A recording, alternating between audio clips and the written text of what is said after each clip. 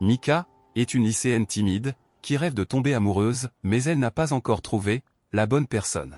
Un jour, sa meilleure amie lui demande de l'accompagner, pour voir le garçon qui lui plaît. Et contre toute attente, ce n'est pas son ami qu'il choisit, c'est Mika, qu'il demande son numéro. En bonne amie, elle préfère s'éclipser, mais soudain, elle percute un mystérieux garçon blond, nommé Jiro. Le choc lui coupe le souffle. Leurs regards se croisent, le temps semble s'arrêter, comme si leurs âmes venaient de se reconnaître. Plus tard, le téléphone de son ami disparaît. Mika le retrouve, en train de sonner à la bibliothèque. Elle répond, demande qui est à l'appareil. Une voix mystérieuse lui murmure que c'est un secret. De retour chez elle, elle continue à parler avec cet homme. Peu à peu, elle s'attache à cette voix profonde et douce, une voix qui captive son cœur.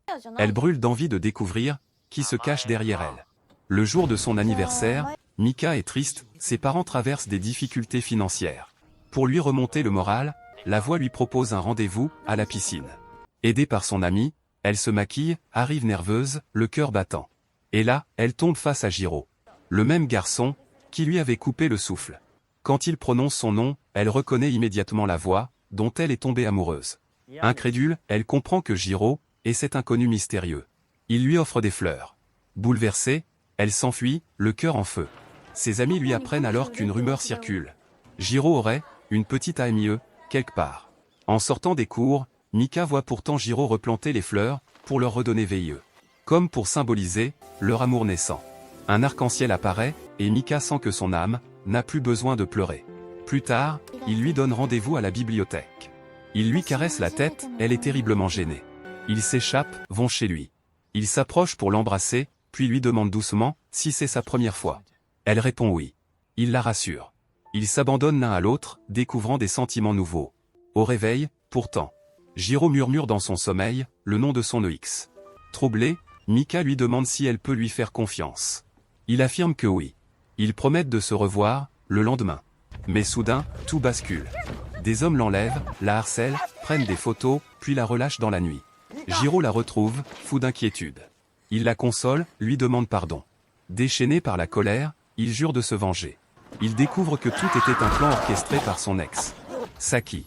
Il la traîne devant Mika, et lui demande ce qu'elle veut faire. Mais Mika ne veut qu'une chose, être serrée dans ses bras, et entendre que tout ira bien. À l'hôpital, on confirme qu'elle va bien. Jiro apparaît sous sa fenêtre, comme un chevalier, et l'emmène dans un champ qui lui est cher. Il lui avoue qu'enfant, il a lui aussi subi du harcèlement. Il promet de toujours la protéger, par la force de leur amour. Mais au lycée, les murs se couvrent d'insultes. Jiro les efface, furieux, prêt à frapper quiconque toucherait à sa petite amie. Mika le remercie, lui avoue qu'elle n'a plus peur. Ils s'embrassent, convaincus que leur amour est éternel. Pourtant, Saki continue d'envoyer des messages haineux. Puis un jour, Mika se sent mal. Elle découvre qu'elle est enceinte. Elle l'annonce à Jiro. Il s'enfuit, plus rapide qu'un éclair. Mika croit qu'elle va rester seule. Mais il revient. Avec un cadeau, pour le bébé. Il veut l'élever avec elle, persuadé que rien ne le rendra plus heureux. Ils échangent des bagues. Symbole de leur amour. Jiro sent la vie grandir en elle, pour la première fois. Il abandonne même ses cheveux blonds, pour paraître plus responsable. Il demande la bénédiction de son père. Refus. Mais Jiro promet de travailler, pour leur avenir. Cependant, Saki accuse Mika, et la pousse dans les escaliers. À l'hôpital, le verdict tombe. Elle a perdu le bébé. Anéanti, il retourne au jardin, là où tout a commencé. Là où Jiro avait planté les fleurs de leur amour. Ils déposent une peluche en mémoire de leur enfant. Ils se promettent de revenir, chaque 24 décembre. Les mois passent. Jiro disparaît peu à peu du lycée. Mika s'inquiète. Puis, lors d'une fête, elle le revoit enfin. Il a retrouvé ses cheveux blonds. Il est ivre. Et sous ses yeux, il embrasse une autre fille. Le cœur brisé, Mika s'enfuit en courant, le souffle court, les larmes brûlantes.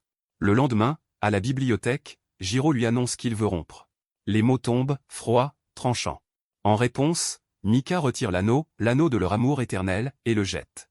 Comme si tout leur avenir tombait avec lui, dans un abîme sans fond. Malgré tout, elle l'aime encore. Alors elle lui écrit. Elle lui propose de se retrouver, dans leur lieu préféré. Une fois sur place, Jiro répète qu'il ne veut plus être avec elle. Il enlève son anneau, à son tour, le jette, puis s'enfuit à vélo. Comme s'il voulait l'effacer, pour toujours. De retour à l'école, Chaque pas de Jiro, chaque regard, chaque geste, lui transperce le cœur. Alors Mika prend une décision. Elle ne veut plus jamais aimer. Parce que l'amour fait trop elle. Comme une pluie d'aiguilles, plantée dans son âme. Les jours passent. Lors d'une fête, un étudiant nommé Yu tente de l'aborder. Elle l'ignore et s'en va. Puis elle se souvient, nous sommes le 24 décembre. Elle retourne au jardin, persuadée qu'elle y retrouvera Jiro. Mais il n'est pas là. Seulement le silence. Peu à peu, Yu commence à passer du temps avec elle. Il lui offre des fleurs, des sourires, de l'attention. À force de douceur, le cœur de Mika commence à se rouvrir. Un an plus tard, le 24 décembre revient. Au jardin, elle retrouve Jiro. Transformé. Nouveau style, nouveau regard. Elle lui demande pourquoi. Pourquoi il l'a quitté, pourquoi il lui a brisé le cœur. Il ne répond pas. Il s'éloigne, dans un silence, capable de faner le plus grand des amours. Le temps passe encore. À l'université, Mika semble heureuse. Entourée d'amis et de Yu. Elle pense rarement à Jiro. Sauf, quand revient le 24 décembre. Ce jour-là, avant qu'elle ne parte au jardin, Yu la demande en mariage. Et elle accepte. Rayonnante. Mais un ami de Jiro l'arrête. Il lui annonce qu'il ne viendra plus jamais. Il est gravement malade. Tout s'éclaire. Son bonnet, sa froideur, sa distance. Il ne l'a pas quittée par manque d'amour. Il l'a quittée pour la protéger. Mika quitte tout. Elle quitte Yu. Et court à l'hôpital. Jiro lui demande de partir, de vivre heureuse, loin de lui. Mais elle refuse. Parce qu'il est l'homme, pour lequel son cœur a battu 1000 fois. Il lui révèle la vérité. Il ne lui reste que 3 mois à vivre. 3 mois. Pour aimer. 3 mois, pour dire l'essentiel. Alors elle reste. À ses côtés. À l'hôpital. À la bibliothèque, là où tout a commencé. Puis il se marie, dans son lieu préféré, là où il s'était senti plus grand que l'univers. Pourtant, Jiro pleure. Il ne veut pas mourir. Il ne veut pas la quitter. Pour la première fois, il lui dit « Je t'aime ». Et Mika répond « Je t'aime ». Plus tard, elle découvre que Saki attend un enfant. Et elle lui pardonne. Parce que la haine ne mène nulle part. À l'hôpital, Jiro lui confie que chaque fois qu'elle regardera le ciel, il sera là. À la protéger. Il la photographie, encore et encore. Puis il lui donne l'appareil, pour qu'elle développe les clichés. Soudain, son état s'aggrave. Mika accourt. Elle trébuche. Les photos se dispersent au sol. Elles sont toutes d'elle. Il avait capturé son amour. Immortalisé la femme qu'il a aimée, qu'il aime et qu'il aimera toujours. Alors qu'il est sur le point de partir, elle lui fait un dernier appel vidéo. Il lui demande de sourire. Elle lui offre ce sourire, celui qui l'avait fait tomber amoureux. Jiro s'éteint. Une larme glisse de son œil. Comme si elle contenait tout l'amour du monde. Tous pleurent sa disparition. Aux funérailles, sa mère remet à Mika le journal intime de Jiro. Rempli de pensées, consacrées à elle. Anéantie, Mika pense à tout arrêter. Sans lui, la vie semble vide. Mais en lisant le journal, elle comprend. Il ne parlait que d'elle.